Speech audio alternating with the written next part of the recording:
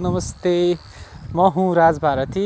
तपाईहरुलाई म स्वागत गर्छु मेरो छोटो मिनी ब्लगमा। म चाहिँ यही वरिपरि मेरो कम्पनी वरिपरि घुम्दै छु अनि यो वरिपरि आज जस्ट मैले मेरो नयाँ क्यामेरालाई चेक गर्नको लागि कस्तो आउँदो रहेछ भिडियोहरु भनेर मैले ट्राई पनि गरिरहेको छु। मेरो यो अस्मो पोकेट 4 मैले नयाँ किनेको थिएँ। एउटा सपना हुँदो रहेछ।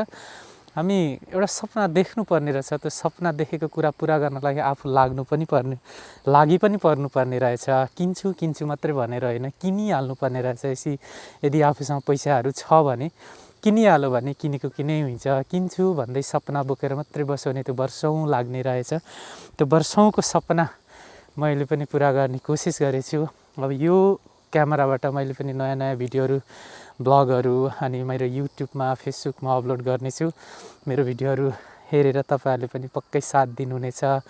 अहिले एकदमै डिजिटलाइज सिस्टममा एकदमै सोशल मिडियाको पावर एकदमै धेरै छ। त्यो पावरसँग चाहिँ म पनि रम्न चाहन्छु। अहिलेको दुनियासँग म पनि हाँस्न खेल्न चाहन्छु। सायद तपाईहरु पनि यो दुनियामा रमाइरहनु भएछ। एकअर्कामा सहारा सपोर्टिभ भएर अगाडि बढ्नुपर्छ। तपाईहरुलाई पनि म साथ दिन्छु, तपाईहरुले पनि मलाई साथ दिनुस्। ल मेरो कम्पनी वरिपरिको दृश्यहरु यस्तो छ, हेर्नुस्। यो चाहिँ सानो मेरो कम्पनी जो माथि छ अनि यो वरिपरिको बाटो अनि यो खोला नाला अनि यो खेतहरु देख्दा चाहिँ मलाई मेरो आफ्नै गाउँ घर जस्तो लाग्छ। किनभने हेर्नुस् त डाँडा पाखा जंगलहरु जस्तो उकालो ओह्रालो भिरपाखा जस्तो देखिन्छ। अनि त्यसको फेदामा खेतबारी छ जहाँ चाहिँ धान रोपेको छ। मकमक बास्नाहरु आइरहेको छ। यो मकमक बास्नाहरु देख्दा चाहिँ आफ्नै गाउँ घरको खेतमा हिँडे जस्तो। पहिले खेत रोप्दाखेरि त्यसको आली बाटो अनि त्यो धानबारी भित्र छिरेर झारू खालेको अनि छेउमा बसेर घाँस काटेको यादहरु आइरहेछ। मैले त त्यति धेरै त काम गरेको छैन, तर मेरो आमा बुवाले काम धेरै गर्नुभएछ खेतीपातीमा। हामी एक त किसानको छोरा छोरी भइसकेपछि हामी धानबारीमा एकदमै छिरेको हुन्छौँ। मलाई चाहिँ यो धानबारी भित्र बसेर झारहरु खाल्दा चाहिँ एकदमै हातहरु चिलचिलाउने गर्थ्यो। त्यो भएको कारणले मैले छिर्नलाई मान्दिन थिएँ, कराउनु पनि हुन्थ्यो। अहिले त त्यो कराउने मान्छे पनि धेरै टाढा हुनुहुन्छ मेरो आमा बुवा, जसले मलाई कराइदिए हुन्थ्यो जस्तो लाग्छ।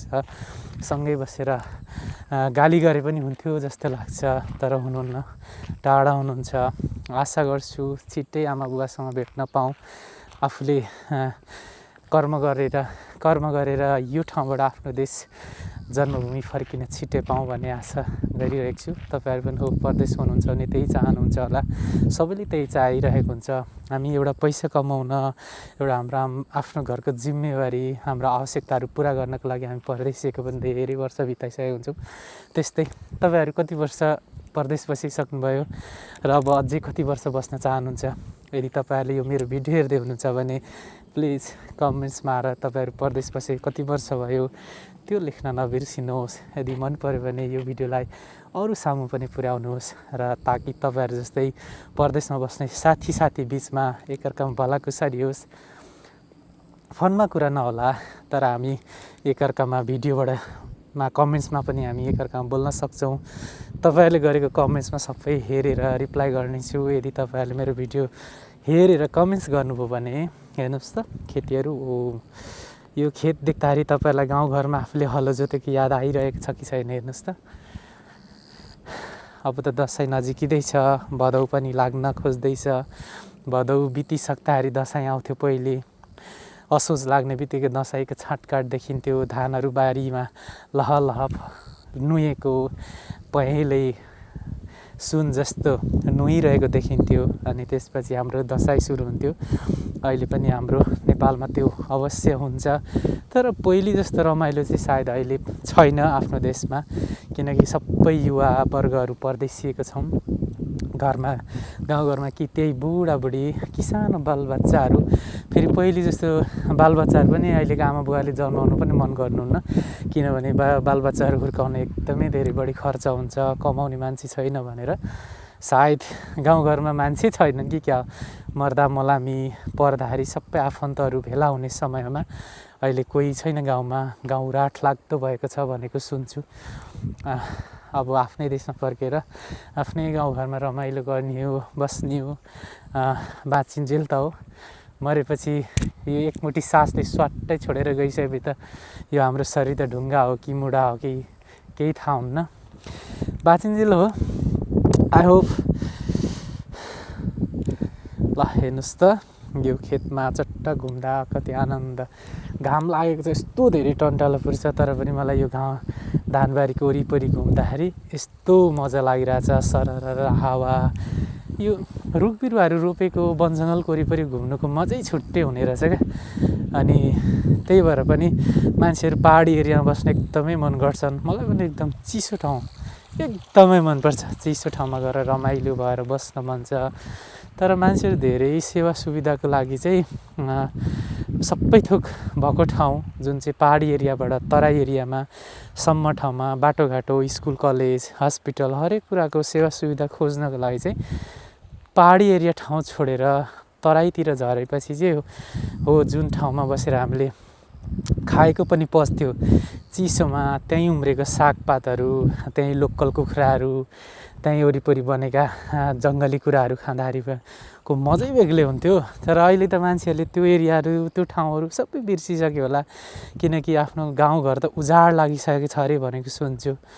गाउँघरमा मान्छे नै खासै बस्दैनन् अरे, त्यो यो गाउँै उजाडिएको छ अरे, यो गाउँमा त एकजना पनि बस्दैन अरे भनेको सुन्छु। म पनि पहाडबाटै आएको हो तराई, अनि मेरो गाउँमा पनि सायद अहिले त्यस्तै भइरहेको छ अरे भनेको सुन्छु। मेरो गाउँ, मेरो घर, म जन्मेको जन्मस्थल त झन् पुरै जङ्गल भएको छ अरे। सायद बाघ हुन्थ्यो भने बाघ घुरिरहेको हुन्थ्यो होला, बाँदर त पक्कै डुलिरहेको होला। तर बाँदर पनि डुल्न छोड्यो होला, किनभने खानेकुराहरू छैन, मान्छे नभएपछि उब्जानी हुन्न। मजा लाग्छ यस्तो कुराहरू सुन्दा। तर तपाईँहरूले मलाई चिन्नु त भएको छैन होला, मेरो मास्कले अनुहार सबै ढाकेको छु। अब म अलिक शीतल एरियामा आएको छु। अब हेर्नुहोस्, गर्मी, हो माई गड। ल म चाहिँ राज भारती, मेरो युट्युब च्यानलको नाम पनि राज भारती छ, मेरो टिकटक, फेसबुक सबै राज भारती छ। यदि तपाईँहरूले यो भिडियो हेर्दै हुनुहुन्छ भने मेरो आइडीलाई सब्सक्राइब गर्न नबिर्सिनु होला। फेसबुकमा हेर्दै हुन्छ भने फेसबुकलाई फलो गर्न पनि नबिर्सिनु होला। अनि टिकटकतिर पनि हुन्छ भने फलो गरिदिनु होला। तपाईँहरू साथी भेला भइयो भने एउटा ठुलो कम्युनिटी बन्छ, जसमा म तपाईँलाई आफ्नो भिडियो प्रस्तुत गर्न सक्छु।